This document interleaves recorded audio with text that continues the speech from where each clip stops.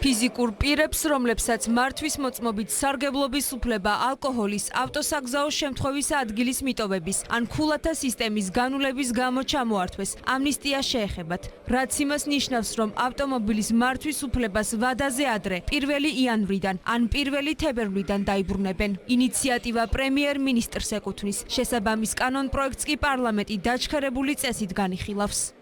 პირებს, რომლებსაც ჩადენილი აქვთ სამართალდამცავთა კოდექსის 116 მუხლით, ან 123 მუხლით გათვალისწინებული დარღვევები და ჩამორთმეული აქვთ მართვის მოწმობა, იგულისხმება ალკოჰოლური სიმთვრალის მდგომარეობაში მართვა. ამავდროულად მეორე შემთხვევა, როდესაც ავარიის შემთხვევაში მიატოვეს ავარიის ადგილი, ამ შემთხვევაში 2026 წლის 1 თებერვლიდან აღუდგებათ მართვის მოწმობები. იმ შემთხვევაში თუ პირებს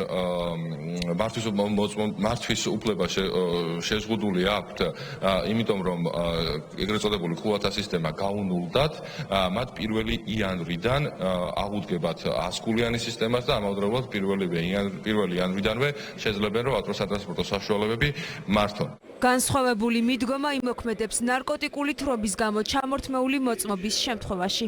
პირებს, რომლებსაც მართვის მოწმობები ჩამოერთვათ ნარკოტიკული საშუალებების მოხმარების, ანუ სამართალდამცავთა კოდექსის 45 პრიმა, ან 115 სეკუნდა მუხლებიდან გამომდინარე, უწევთ, რომ დინამიური დასკვნა წარადგინონ შინაგან საქმეთა სამინისტროში და დასკვნის წარდგენიდან გარკვეულ ვადაში, როდესაც იმსჯელებს გადამოწმ სამინისტრულ საკითხს შინაგან საქმეთა სამინისტრო და რითაც ადასტურდება, რომ პირები მომხმარებლები არ არიან, აღარ მოიხმარენ ნარკოტიკულ საშუალებებს, ამ მომენტიდან აღუდგებათ მართვის მოწმობები. მართვის მოწმობის დაბრუნების შემდეგ დანაშაულის განმეორების შემთხვევაში ფიზიკური პირი დოკუმენტს განსაზღვრული ვადის ამოწურვამდე ვეღარ მიიღებს. შინაგან საქმეთა სამინისტროში ამბობენ, რომ ამ გადაწყვეტილებით ბალანსის დაცვას და მოქალაქეების წახალისებას შეძლებენ.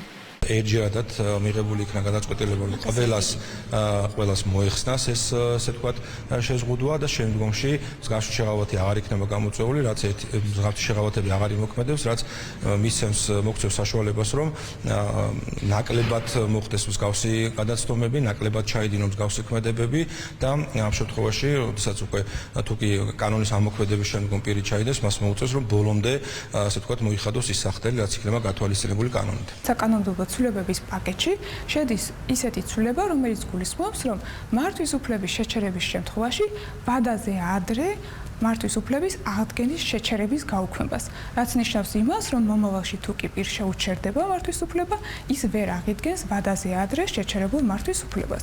მართვის მოწმობა მოქალაქეების უმრავლესობისთვის ეკონომიკური სარგებლის მომტანია. შესაბამისად, კანონპროექტის ერთ-ერთი მთავარი მიზანი მათი სოციალური მდგომარეობის გაუმჯობესებაა. მიზანი არის, რომ გარკვეული შემსუბუქება მივცეთ ჩვენს მოქალაქეებს. პარლამენტმა უპასუხა პერმენის ინიციატივას და დაინიციირდა ეს კანონპროექტი. ზოგიერთს მათ შორის მნიშვნელოვანი იყო მართვის მოწმობა, იმიტომ რომ მართვის მოწმობა არ არის მხოლოდ რაღაც კერძო პირადი გადაადგილებისთვის საჭიროება, არამედ ზოგისთვის არის შემოსავლის წყარო იყო სატრანსპორტო საშუალებით სხვადასხვა საქმიანობის წარმოება. პრემიერ-მინისტრის ინიციატივას პირველი მოსმენით 85 დეპუტატის მხარდაჭერა უკვე აქვს. კანონის ძალაში შესვლის შემდეგ კი მართვის მოწმობას 24,000-მდე მოქალაქე დაიბრუნებს.